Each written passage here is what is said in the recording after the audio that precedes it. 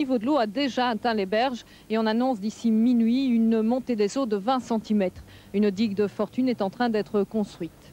Cette digue est confectionnée de bâches en plastique et de terre d'argile. Tout le personnel des services communaux a été rappelé en urgence en début de soirée. Je suis rentré de ma journée après 4h30 et je n'ai pas eu le temps de souper. On m'a appelé par téléphone que je devais me rendre directement au local où on va chercher le camion, les hommes, on a été rappelés et nous voilà ici.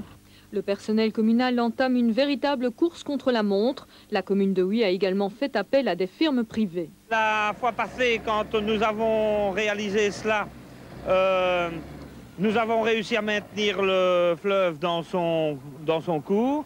Maintenant, comme on annonce que c'est plus haut, on a mis les petits plats dans les grands, on a nettement agrandi les moyens pour le faire, puisqu'on a fait appel à diverses entreprises privées qui nous aident à faire ce travail. Donc si on le fait, c'est qu'on espère bien garder l'eau dans la Meuse, sinon on abstiendrait de le réaliser. Le service d'incendie est lui aussi en état d'alerte. Il a demandé des renforts en personnel et donne des conseils à la population.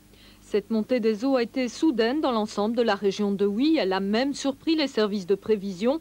Dans les quartiers déjà touchés, les riverains font ce qu'ils peuvent pour amoindrir les dégâts. Le niveau de la Meuse devrait continuer à monter jusqu'à 4 h du matin. Quelques informations en bref, avec notamment l'annulation des élections à la Chambre d'agriculture, reportées pour cause d'inondation dans les Ardennes.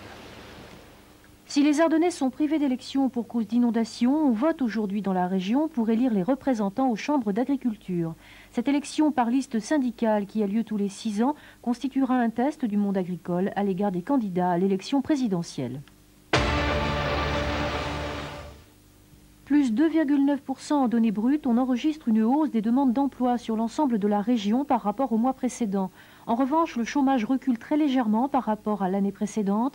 C'est dans les Ardennes que le nombre des demandeurs d'emploi a le plus augmenté.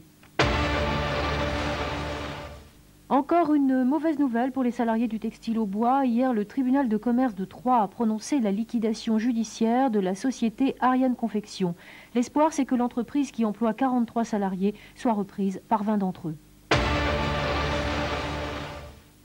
L'intérieur de la salle de l'Espérance à Marigny-le-Châtel, incendié dimanche matin, est ravagé. Après l'émotion suscitée par ce fait divers, c'est aujourd'hui la stupeur dans l'Aube. On connaît en effet la coupable, c'est la directrice de l'école primaire du bourg qui, dépressive et jalouse de la passion de son époux pour le théâtre, a mis le feu au bâtiment. Occupation de l'école Tixiémouine ce matin à Reims. La cinquantaine de parents d'élèves présents entendaient protester contre la prévision de fermeture d'une classe. Jeudi, les enseignants en grève manifesteront avec eux à Chalon-sur-Marne. À Dormans, journée collège mort. La suppression de 2 classes y est en question, alors qu'on doit faire face à des sureffectifs dans le reste de l'établissement. Quelques informations, il n'y aura pas d'école dans les primaires et maternelles jeudi et vendredi à Charleville. Parallèlement, le Secours populaire lance un appel à la solidarité. Un convoi part demain pour les Ardennes. Voilà, ce sont les principales informations. Bonsoir. France 3 avec Téléstar vous présente la météo. Constaté dans ce quartier, les conditions de vie sont particulièrement rudes pour les familles qui ont tenu à rester. Chez la famille Grossman, l'électricité vient tout juste d'être rétablie après une semaine de coupure. La cocotte minute peut enfin mijoter sur les plaques de la cuisinière. Eh bien là, je suis en train de faire une blanquette de veau. On est 8 à la maison. J'ai récupéré mes enfants parce qu'ils sont inondés.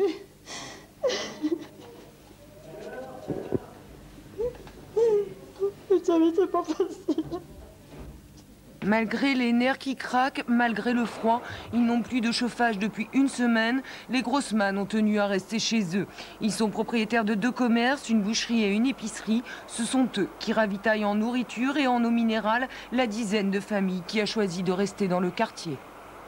Vous faites combien d'allers-retours par jour? 2, 3, 4, suivant les besoins des personnes qui sont autour de moi, parce qu'on est là pour leur rendre service, pour les dépanner, c'est notre travail. Charles et Sylvie Mignon, avec leurs 2 enfants âgés de 3 et 8 ans, ont eux aussi choisi de rester dans leur maison. Ils vivent sans chauffage et sans électricité depuis que l'eau a envahi la rue, mais ils prennent ça avec une certaine philosophie. Oh ben, la nuit, on n'a pas froid, hein, avec les couvertures, tout. On a joué au jeu, société avec les bougies, puis on a été se coucher. Avec ça à faire. On peut même pas sortir. Hein. Si mon mari peut, mais moi avec les gosses, je peux pas. Hein.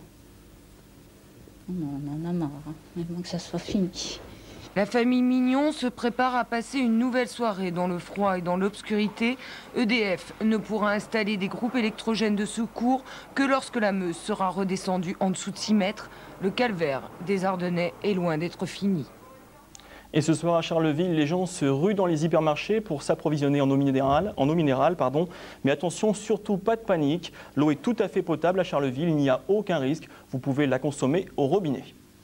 Sur le plan économique, 10 000 salariés sont toujours au chômage technique. Parmi eux, des artisans désabusés. Certains ont tout perdu en quelques jours.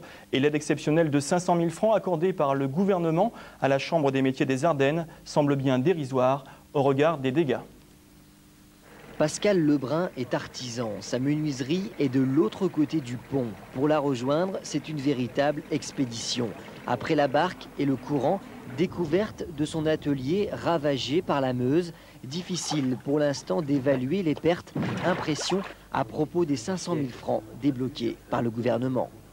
C'est certain que c'est très peu, surtout que quand on est une grosse entreprise, on peut encore supporter une telle perte. Mais encore, même pas. Mais surtout quand on est une petite entreprise, et il y a beaucoup de petits artisans ici à Bonny qui sont comme moi et qui ne peuvent pas supporter d'attendre longtemps d'être indemnisés. Même sentiment ici à Nouzonville. Ce boulanger a fermé son commerce depuis une semaine. Réaction. C'est pas suffisant, hein. Il faudrait que déjà que dans notre secteur ardennais, l'économie est déjà faible. C'est pas ça qui va arranger la situation.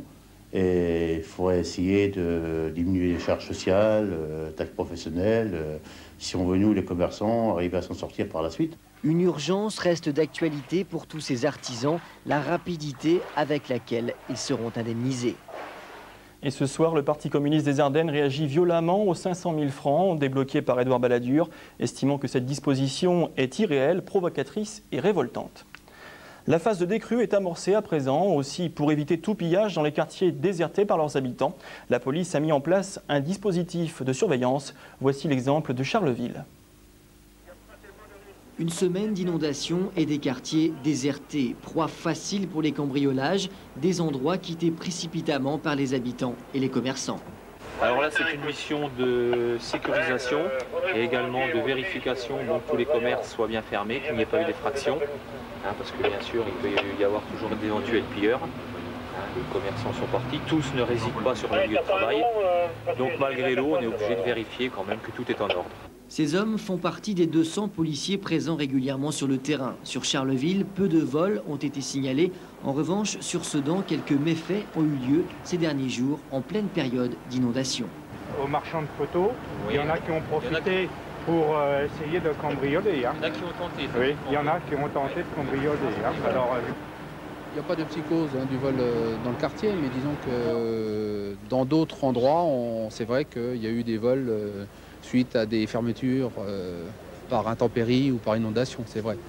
Arrive bientôt la véritable période de décrue. La surveillance devrait être d'autant plus accrue. Progressivement, l'aide aux sinistrés ardennais s'organise dans la région. Premier organisme humanitaire à affréter un convoi, le Secours populaire. Cet après-midi, un camion et 2 camionnettes ont quitté Fismes dans la Marne. Destination Charleville-Mézières avec à bord des denrées alimentaires et du matériel. Le premier maillon de la chaîne de solidarité est en place. Le Secours public a en effet, dès cet après-midi, organisé un convoi de 3 véhicules, destination Charleville-Mézières. Il y a 15 000 bouteilles d'eau, il y a des duvets, un petit peu plus d'une centaine de duvets, il y a des couvertures, il y a environ une centaine de paires de bottes, il y a de l'alimentation, également des pommes, du lait,